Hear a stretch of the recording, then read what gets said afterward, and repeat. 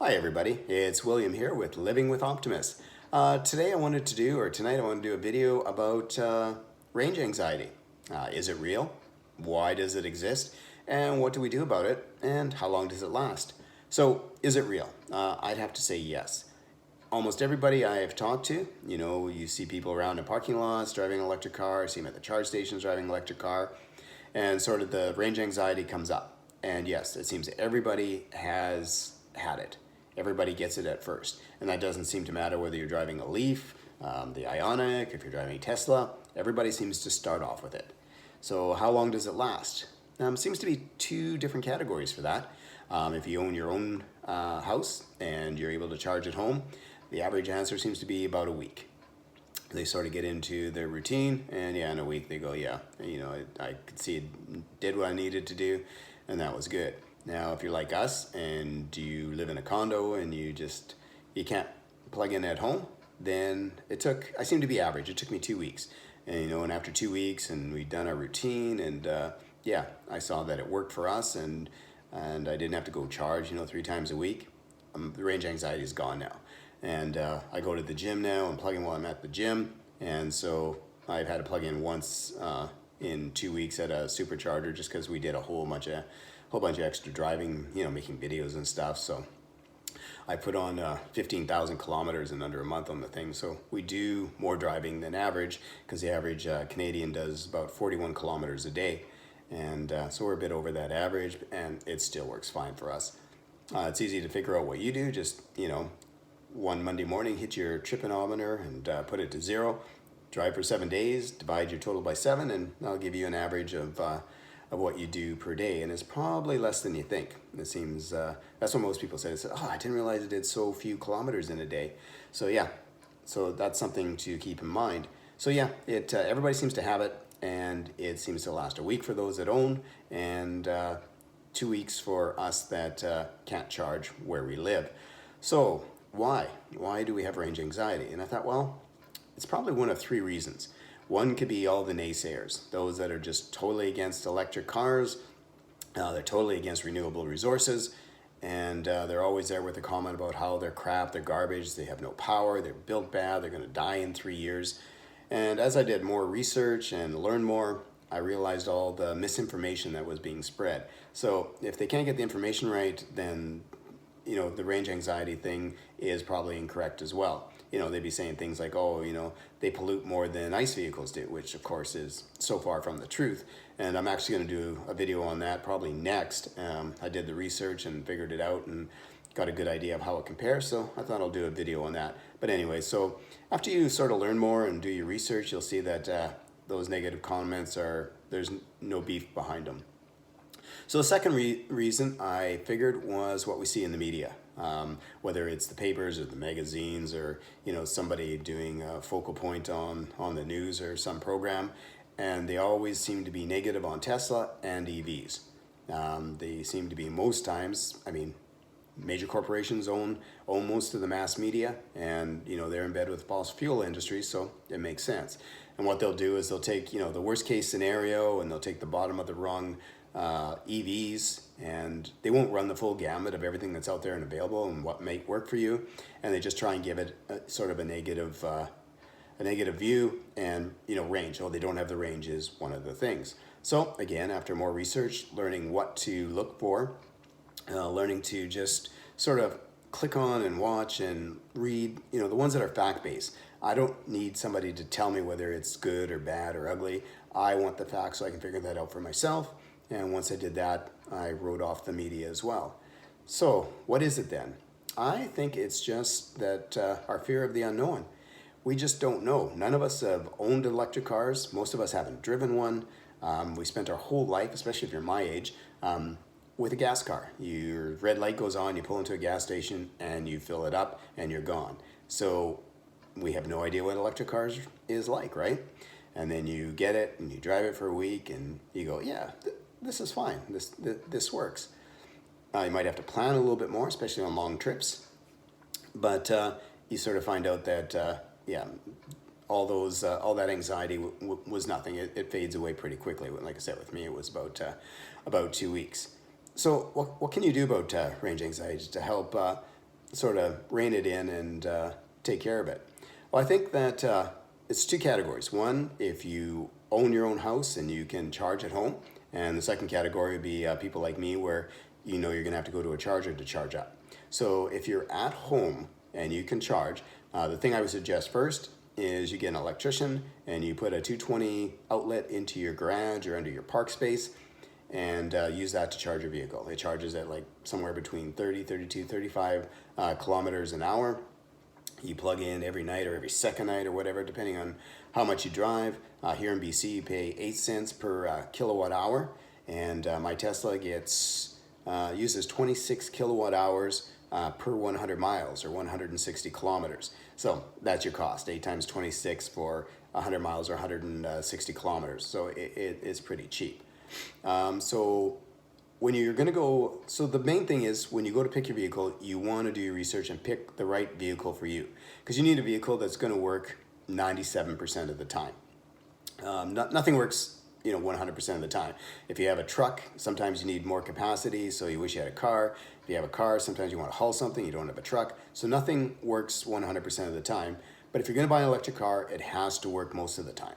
So if you're the average Canadian and you drive 41 kilometers a day, or actually anything under about 180 kilometers a day, almost any electric vehicle out there will work for you. But you also want to take into consideration, do you do long trips and how often do you do them? If you go see mom or grandma, once a month or twice a month, you can go online, you can go to Flow, you can go to ChargePoint, you can go planmytrip.com, and they'll show you all the charge points and you can make sure your electric vehicle will get there. If you travel more than that and you go to different destinations, you can still use these and just see how good the grid is. Currently, there's over 5,000 charge stations in Canada, and it's just growing. It's growing exponentially. Tesla is currently working on a Trans-Canada one, and you'll be able to drive from here in Victoria all the way to St. John's, Newfoundland, I believe, and charge all the way. So we are getting there, and it's just getting better each and every day. Like even in the area I live, oh man, there must be like 12 places I can charge. And I'm like 12 minutes away from a supercharger. So, and that's research you need to do, right? So the three things you want to look at when you're purchasing an electric vehicle, you want to look at range, obviously. Price point, it's something that we all think about, and then your value that you get for your money. So like I said, if you drive less than 180 kilometers a day, almost any of the vehicles will work for you. So you look at the range and the price. So the Leaf, probably the best selling underneath the Tesla. So in its price category, I think it's the best selling. It'll cost you between 40 and 43,000. You get about 243 real kilometers off that. So for a daily driver, for a Zitty Zipper or a grocery, it's excellent. I've talked to a lot of Leaf drivers and they really love them. They're like, oh, a Tesla, I wish I had. But they're really, really happy with their Leaf and, the cost point. Lots of them are second cars. And so the only thing you have to sort of look at it again is if you go out of town. Another one that comes in at about 37,000 is a VW E. But it's only got it's rated at about 200 kilometers. But talking to people, apparently 170 is more realistic, maybe 180, depending on how you drive, of course, right? And I have to admit, I'm biased against VW. I have no time for them whatsoever after the Dieselgate. They were supposed to fix that, and then they put a cheat in the fix after the original cheat, and apparently there's rumors of a third cheat. So, and they don't even try. Like, they have the infrastructure, they have the manufacturing plants, they have the money, they have everything that they could actually put out a decent electric vehicle, and they refuse to. So I just drove one, I didn't like it, and again, the range is crap. I can't recommend it. For 45 grand, you can get a BMW i3. You get about 240 real kilometers off that puppy. If you don't mind driving a shoebox with wheels on it. But inside, they're pretty sweet. Our neighbor had one, and he loved it because he's a BMW fan, and for the price, he thought it was just sweet. Again, he just drove around the city in it because he had another vehicle for any long out of town trip. So it's kind of his second car. But yeah, he said it was. And for people that like sort of the dash and the gauges and stuff, it fits more to to that mentality because it's, I mean, the Tesla is very sleek and minimalistic. There's just not a whole lot there. To tell you the truth, it took me zero time to get used to it. Like some people have complained about not having the dashboard by your steering, you know, in front of you and underneath the steering wheel. I'm kind of short, so it always seemed to be a problem to see it where I had the steering wheel anyway. So I kind of like just being able to glance over and see my miles per hour, and everything is just there on the screen. For I guess probably a week, I felt a little weird at night because your whole dash is really dark. But yeah, I like it. I just I don't find a problem with it at all. Now the one Hyundai has two. They have the Ioniq and the Kona. We almost bought an Ioniq, but the thing was with that was the range. It's only 200 kilometers. It's a $38,000 vehicle. Of all the ones in that price range, it seems to be the best built. Like, this is just my opinion, right? But we took it, we drove it. I drove a used one that was a year old, and I drove a brand new one. It handles fairly well, and it seems to be fairly well built. You got your comfort. The seats are pretty good. The quality build's there. Again, you have more gauges and things. So really, it was the range. Well, there was three things about it that made us sort of spend the extra money and go to a Tesla. And that's what you have to do. Like, they're both good cars, but do you want to spend the extra money, or is that sort of the price point you feel comfortable at? So one was the range, of course, like Tesla, almost twice the range. The second was the over-the-air updates. Like Tesla just, you know, they're constantly updating the cars. Like, we're just waiting for version 10 to come out, and I'll do a video on that when it comes out, show you all the new things that my car will do. So you buy a car, you take it home, you drive it, you wake up one morning, and all of a sudden it does all these other cool things. So I'll do a video on that and tell you and show what new updates we get. But again, something that's the Ioniq, you can't do. And the third thing was the quality. Like, we were in a $60,000 SUV before we moved into the Tesla, and so a lot depends on what you're driving when you're going into electric. Like, if your car is at the end of its life and you're going in, your choice might be different than, you know, you're in a newer vehicle and you just, you know, you don't want to go down in quality. And all the other cars, like the Leaf and well, not the BMW, but the Leaf, especially the Volkswagen, it all felt like you're going down in quality. However, and the Volt as well. Yeah, I didn't like the Volt much as well. But the Ioniq was, you know, sort of the closest, but the build quality of the Tesla is amazing, and the driving, like the Ioniq drives nice, but it does not drive like a Tesla. Like, the Tesla is just wow. It's smooth driving. It handles like a dream. It's quick, and the Ioniq didn't have any of that. So again, you gotta sort of measure your price point and what you get.